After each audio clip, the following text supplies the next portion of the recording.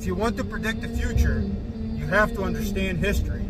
And if you look at history, it is one of constant war, of brutality, of torture devices. We commemorate time by remembering these events. And because we commemorate time like that, we see that these events are almost certain to happen. Given that our history is history of war and brutality, so is our future. There is no way around it. Statistically speaking, it will happen. You just don't know if it's going to happen to you, if you're going to be the victim, or if you're going to be the perpetrator, if you are going to be forced to be a perpetrator by extremists. And don't get it twisted. Don't make the mistake to assume that somehow we have evolved and this is no longer a thing, that people like that no longer exist.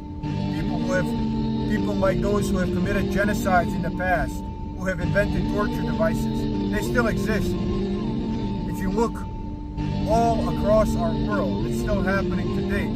Look at Gaza. You have people who are bombing refugee camps, tents with children in them, knowing that there are children in them, and they don't care. They will kill them, torturing their captives. And it's happening all over the world. It doesn't matter, Europe, Asia, Africa, it's happening everywhere, and it's only a matter of time before it happens where you live.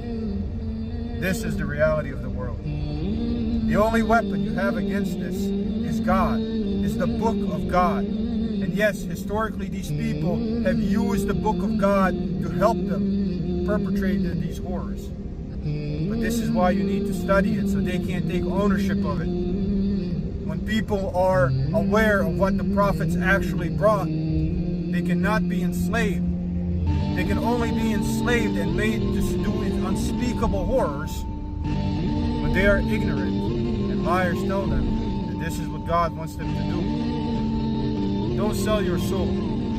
The hardship is coming. It is almost guaranteed given our history. It will happen to you, it will happen to me. There's nothing we can do about that. The only thing we can do is try to prepare ourselves for it mentally.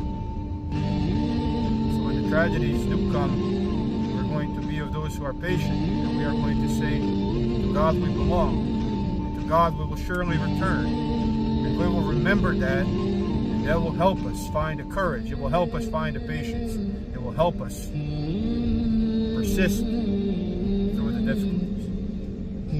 Nothing has changed about human beings. Monsters still dwell among us and within us.